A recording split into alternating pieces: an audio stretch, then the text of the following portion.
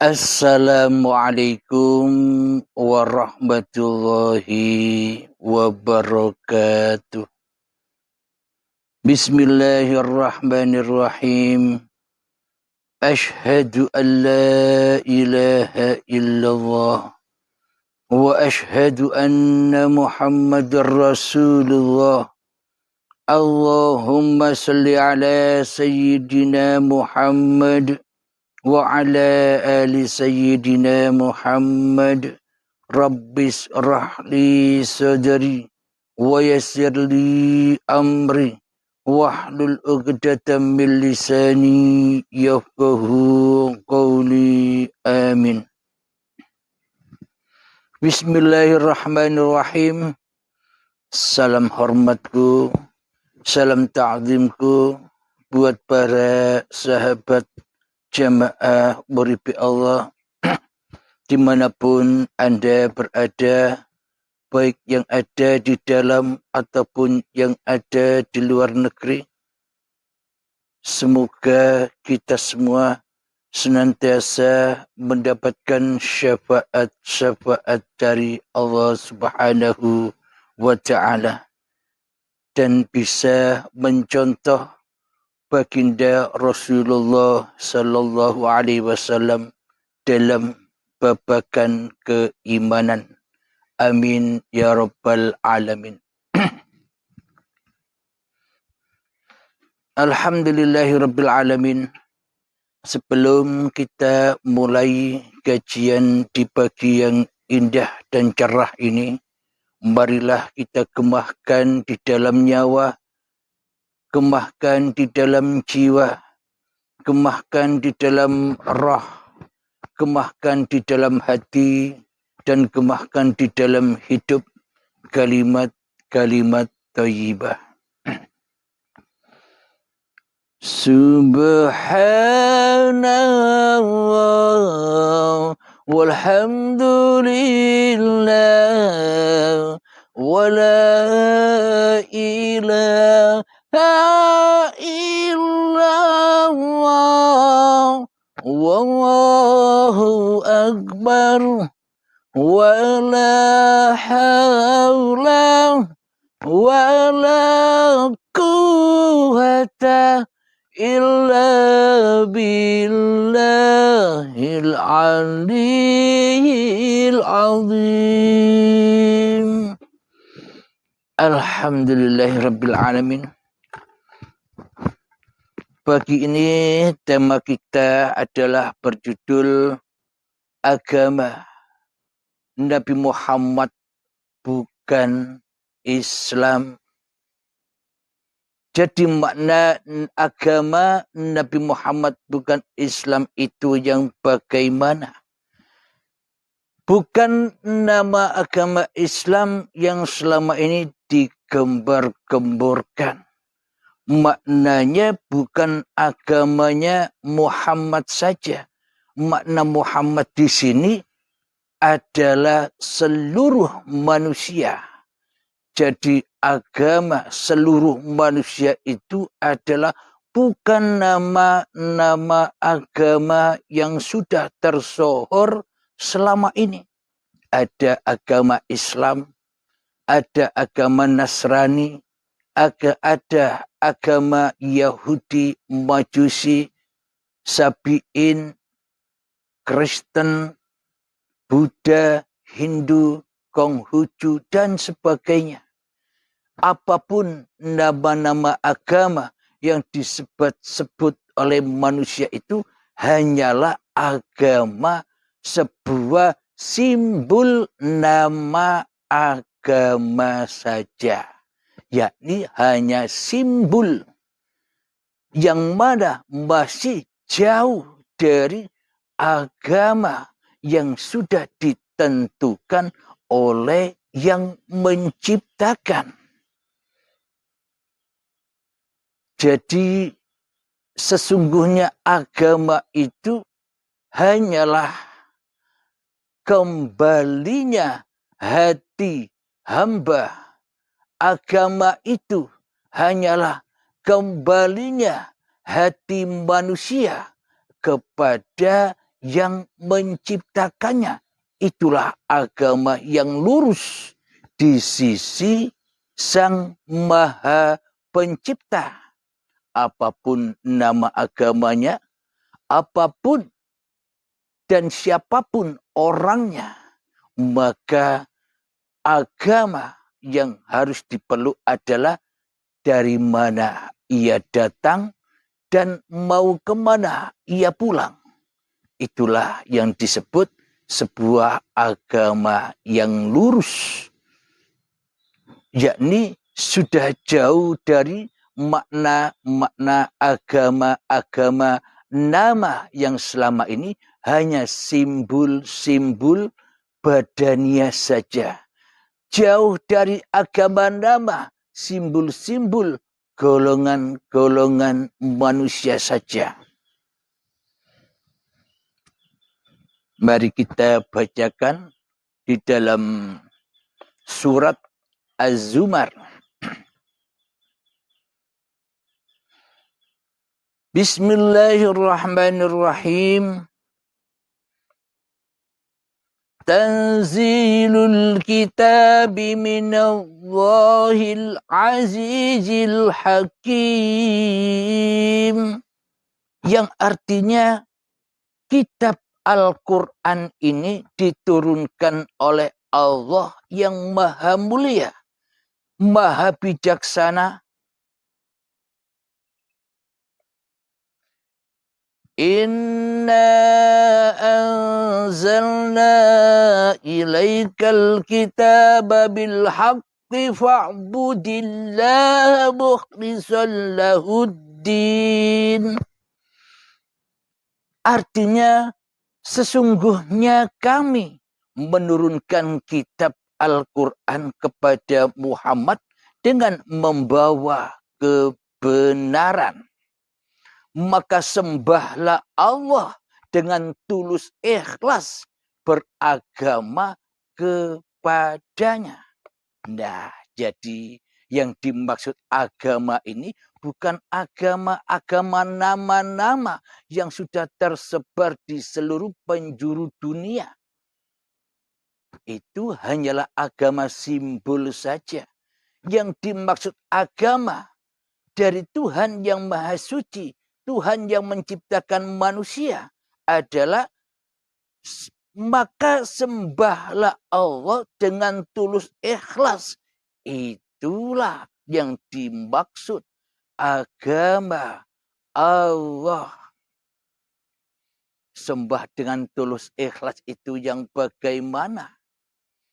Bagaimana mungkin kita bisa menyembah kepada Allah dengan tulus ikhlas, sementara di dalam dada kita ini yang ada, yang wujud, yang nyata, yang hidup, yang berkuasa bukan Tuhan, tapi manusianya yang berkedudukan sebagai Tuhan untuk diri manusianya sendiri.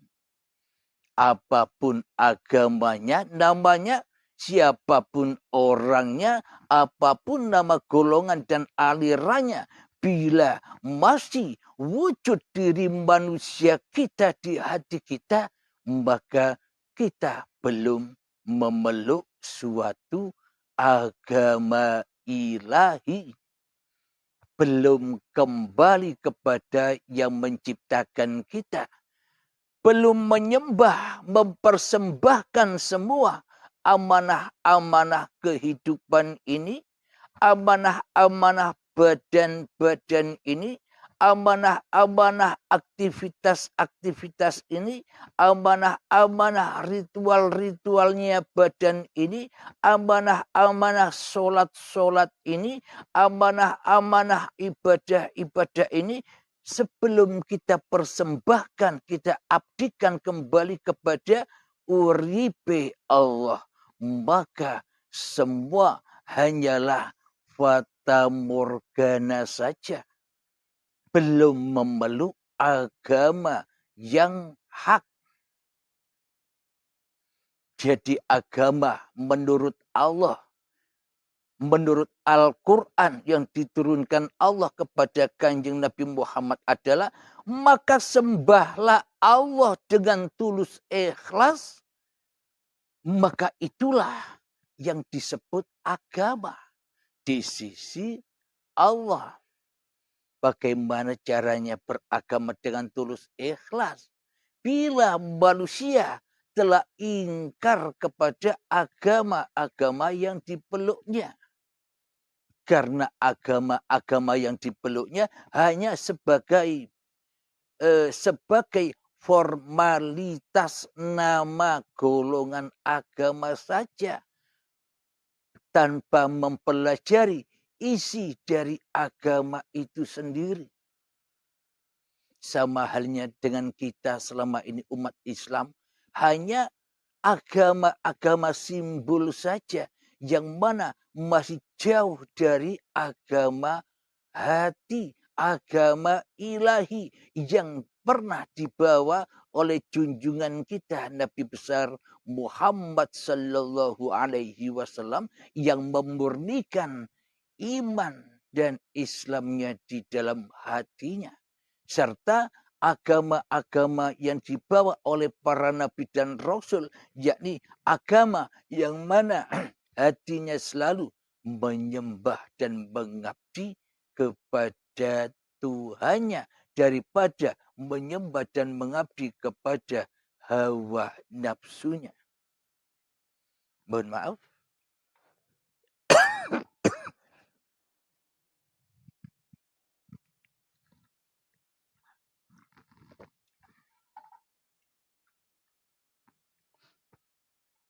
Alhamdulillahirabbil alamin. Jadi bila kita masih merasa ada, merasa wujud, merasa nyata, merasa hidup, merasa berkuasa, maka pasti tak akan pernah ada Tuhan di hati kita kecuali diri kita sendiri. Jamkan itu, apapun nama-nama agamamu, apapun nama-nama golonganmu, apapun nama-nama aliranmu, bila itu masih engkau pegang, maka sesungguhnya kita selama ini takkan pernah bertuhan di hati kita kecuali mentuhankan awake dewe. Alhamdulillahirabbil alamin. Mari kita lanjutkan lagi di dalam surat Az-Zumar yang ketiga, ayat yang ketiga. Ala lillahid dinul khalis walladzina ittakhadhu min dunihi awliya ma na'buduhum illa liyuqarribuna ila Allahi zulfa inna Allaha yahkumu bainahum fima hum fihi yakhtalifun inna Allaha la yahdi man huwa kadhibun kuffar. Yang artinya, ingatlah hanya milik Allah agama yang murni dari kesyirikan. Coba perhatikan. Ingatlah hanya milik Allah agama yang murni dari kesyirikan. Dan orang-orang yang mengambil pelindung selain Dia berkata, kami tidak menyembah mereka, melainkan berharap agar mereka mendekatkan kami kepada Allah dengan sedekat-dekatnya. Sungguh Allah memberi putusan di antara mereka tentang apa yang mereka perselisihkan. Sungguh Allah tidak memberi petunjuk kepada pendusta dan orang yang sangat ingkar. Jelas sudah. Berarti agama di sisi Allah itu ya agama Allah. Yang mana hati murni tidak syirik kepada Allah. Itulah agama Allah yang dianut oleh Kanjeng Nabi Muhammad, yang dianut oleh Nabi Isa, yang dianut oleh Nabi Musa, yang dianut oleh Nabi Ibrahim, dan yang dianut oleh seluruh para nabi dan rasul. Agama Allah yang seperti ini. Bukan nama-nama simbol-simbol agama. Itu kan agamanya hawa nafsu. Yang mana iblis dan setan hawa nafsu mengambil nama-nama sebuah agama agar untuk diperselisihkan, agar iblis dan setan bebas mengadu domba seluruh manusia yang disesatkannya.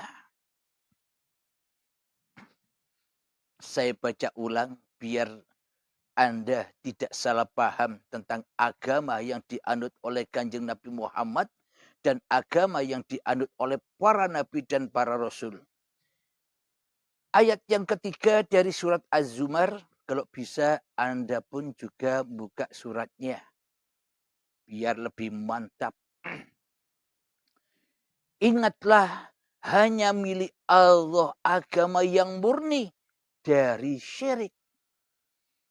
Jadi kalau mau kita masuk agama Allah, jika kita mau masuk agamanya Allah, bila kita mau masuk agamanya Bapa, bila kita mau masuk agamanya Romo, bila kita mau masuk agamanya Gusti dan Sang Hyang Widi, dan apapun nama-nama Tuhan yang berserakan di luar sana, maka murnikanlah Tuhanmu dari dirimu di hatimu. Sucikanlah Tuhanmu dari dirimu di hatimu. Nah, jadi siapa sih Tuhan itu? Siapa sih Tuhannya seluruh manusia itu? Siapa sih Tuhannya Nabi Muhammad itu? Siapa sih Tuhannya para nabi dan para rasul itu? Allahu la ilaha illa huwal hayyul qayyum. Allah, Tuhan, Allah, Bapa, Romo, Sang Hyang Widi, Gusti. Tiada Tuhan yang berhak disembah. Dialah hidup yang kekal dan terus-menerus menghidupi ciptaannya. Jadi siapakah Tuhan itu? Yakni hidup yang selama ini kita akui sebagai hidup manusia kita. Itulah Tuhan. Itulah Allah. Itulah Allah. Itulah Bapa. Itulah Romo. Itulah Gusti. Itulah Sang Hyang Widi, dan apapun nama-nama sesebutan tentang Tuhan itu adalah uripe Allah yang selama ini diakui sebagai uripe makhluk. Jadi selamanya ya ndak ketemu bila kita masih jadi Tuhan. Jadi selamanya ya ndak akan berjumpa dengan Tuhan bila kita masih jadi Tuhannya diri kita sendiri selama ini. Karena kita belum masuk agama Allah.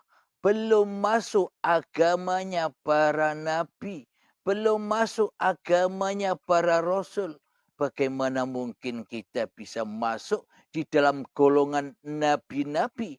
Bagaimana mungkin kita bisa masuk di dalam golongan-golongan rasul? Bagaimana mungkin kita bisa mendapatkan pertolongan nabi dan para rasul sementara selama ini kita tidak menyembah sama dengan Tuhannya para nabi dan Tuhannya para rasul? Coba dihayati. Coba